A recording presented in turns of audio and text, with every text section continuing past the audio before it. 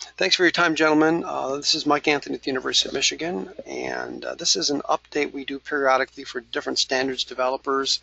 Um, as you can see on our website, that we have tracked quite a few per day, and we hadn't done anything recently. So you can see today we're dealing with ASHRAE, we're dealing with some federal legislation. We're dealing with international legislation. We're dealing with LEED. We're dealing with IEEE and the tree care operations. So these kind of concepts come our way more or less by the hour. And so now comes the Simon Institute. The last time we dealt with the Simon Institute, we had an update back in June. It's a very important part of our cost structure, very often overlooked, but those close to the action know that it's a very important one of the, I believe we spend more on our custodians than we spend on our utility bills. So that ought to get some attention.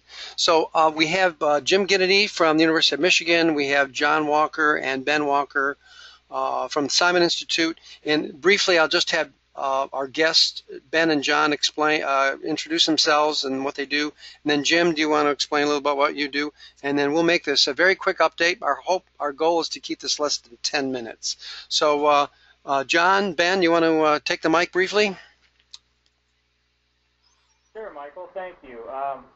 I'm Ben Walker. I am the Director of Communications and Training at Management, and I handled the Simon Institute's accreditation from ANSI as a standards developer, and I'm just in an interim capacity while John and Jim get up to speed on procedures and policies as they go forward to develop standards through ANSI. Thanks, Ben. John? And I'm John Walker. I'm working on one of the standards we're trying to get developed, which is cleaning chemical handlers permit. We're working on coming up with some kind of a basic test on chemical safety, cleaning chemical safety handling, that employers could require or offer their employees to take if they were going to be cleaning workers in any capacity in any kind of a company. And it would deal with basic cleaning chemical safety, which causes all kinds of accidents and deaths in the United States on a regular basis. So I'm working on, we've just finished up our basic bibliography. That turned into a table of contents for a study guide. We're working on drafting the study guide with a writing committee. And then we're going to go forward and see what we have to do to put it in place so people can take the examination. Okay, thanks, John. Jim, Jim, you're probably a little farther down the road on some of this stuff. Do you want to explain what you do and then talk about those add more detail that Ben and John haven't gotten to? Please go ahead. Yeah, I'm Jim Ginnaty with the University of Michigan, and I've been working with John Walker on the cleaning chemical handlers permit guidelines for cleaning workers throughout the United States.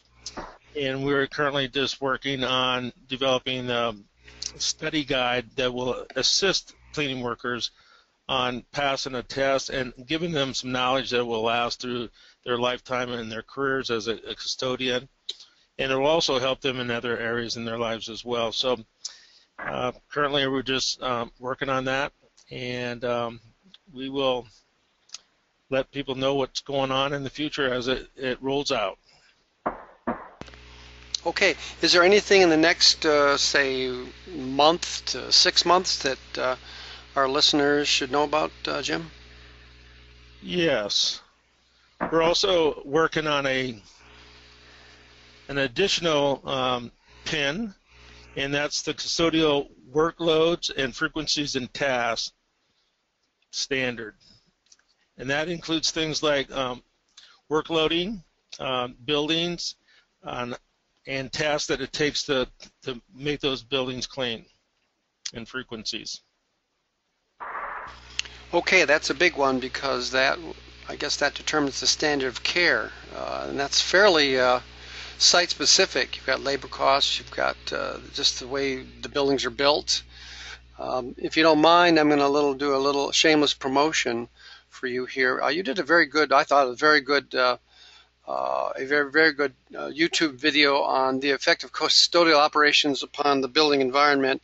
I'll probably put this as part of a separate blog post, but I thought it worthwhile that people don't think of custodial as the impact that it has. And I have to tell you guys, the more I learn from you, even as an electrical engineer, I'm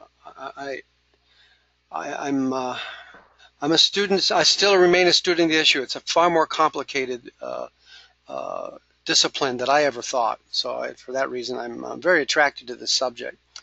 So I think that serves as enough of an update. As I said, we tracked this. We've only done a couple updates on this one. We did something for Simon Institute on last year. We did something in June. So I felt that since we hadn't had any updates, I know that things are still happening on the ANSI front. That there'll be more coming down. You'll be announcing whatever's necessary here on your website. So I think that's enough of an update. Anybody, do you think of anything else you'd like to let the industry know about, gentlemen?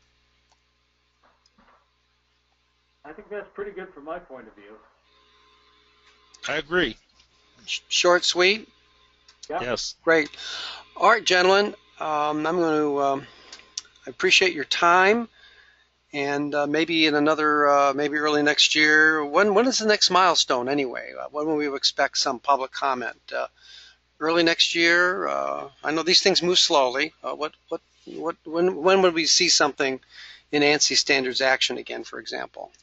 Well, we're going to be, John and Jim are working right now with the writing committee on drafting standards for both projects.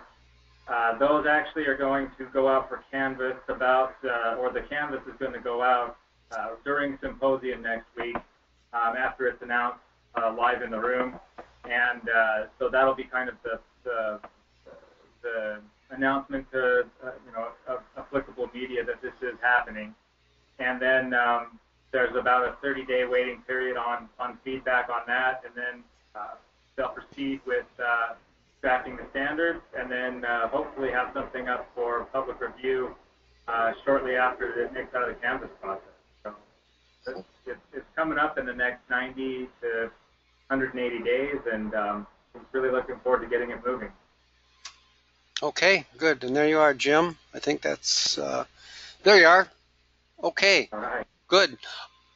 Thank you very much, gentlemen. Stay on the line. I'm going to just stop the recording, and we can do another hello and goodbye. I hope our audience finds this helpful, and you know where to go if you want more information on this. We'll post it on the blog post.